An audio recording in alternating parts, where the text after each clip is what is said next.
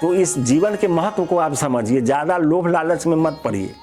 आप हर परिस्थिति में सब जो आपके सामने काम आ रहा है उसको आप करते चलिए और आप राम नाम रटते चलिए, सब दुख भाग जाएगा।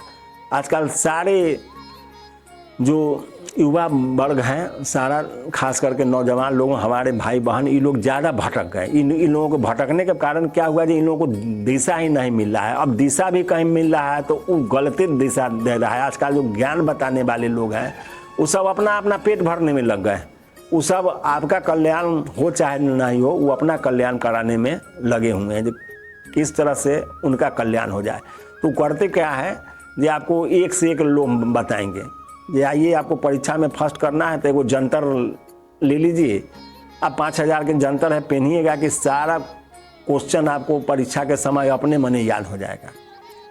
या फिर आप ऑनलाइन बात करिए, 50 रुपये मिनट है, बतियाइएगा तो एकदम आपको GST बिल भी मिलेगा और आपका सारा दुख विपत्ति कल्याण सब हो जाएगा। फ़ोन से बतियाइए, कौन ग्रह कहाँ है, किस स्थिति में है, उसको खींच के उसके घर में बैठा देंगे, एकदम सही हो जाएगा।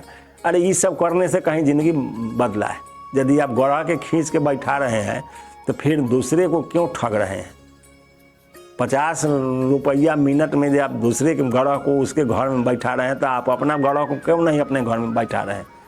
एगो तो बच्चा ऐसे ही भटक रहा है अज्ञानता बस, और ऊपर से आप उसका शोषण कर रहे हैं। तो ये सब क्यों हो रहा है? इसका मेन कारण है अज्ञानता, ज्ञान का अभाव होना।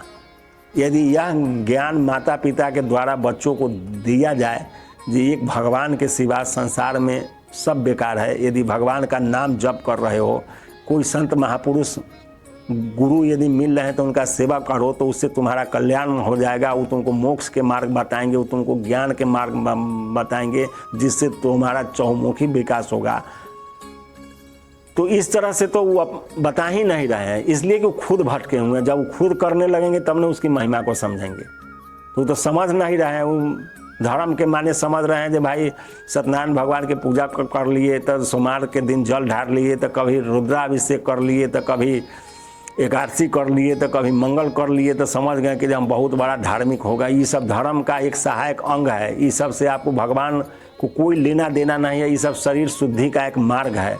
ये सब शरीर शुद्ध करने के लिए सारा व्रत बना हुआ है। जब व्रत करिएगा तो आपका शरीर शुद्ध होता है, न कि उससे भगवान मिलते हैं। भगवान के प्राप्त करने के लिए आपको उनके नाम का जप करना पड़ेगा, किसी महापुरुष के शरण में जाना पड़ेगा, उसके विधि को समझना होगा, जिस विधि के द्वारा आप अपने भाग्य का विधान कर लीजिएगा और आपका कल्याण हो जाएगा। मनुष्य का जन्म लेना आपका सफल हो जाएगा। नहीं तो फिर आते जाते रहिए, खेल बना हुआ है, 84 लाख का मुहार खुला हुआ है।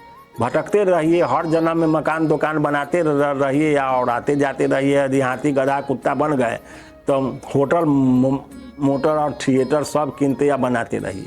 कहीं कुछ नहीं, आपके बोलने का भी कोई महत्व नहीं है। आप कहाँ खा रहे हैं, कहाँ सो रहे हैं, कहाँ भटक रहे हैं, कोई देखने वाला नहीं है। जहाँ जाइएगा वहाँ दंड ही दंड है आपके लिए, कहीं कुछ कल्याण का मार्ग ही नहीं है।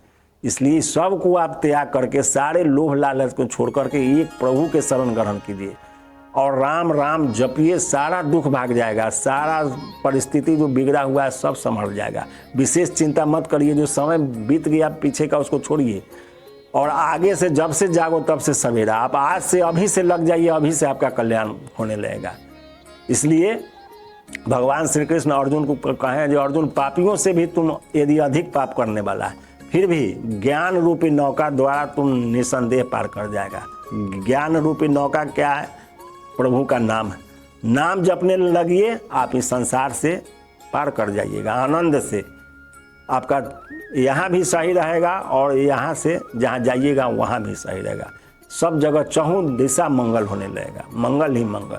इसलिए हर परिस्थिति में सब कुछ करते हुए राम कहत चलू, राम कहत चलू, राम कहत चलू भाई रे, आ नाही तो भव बिगाड़ में पड़ी है, छूटत अति कठिनाई रे।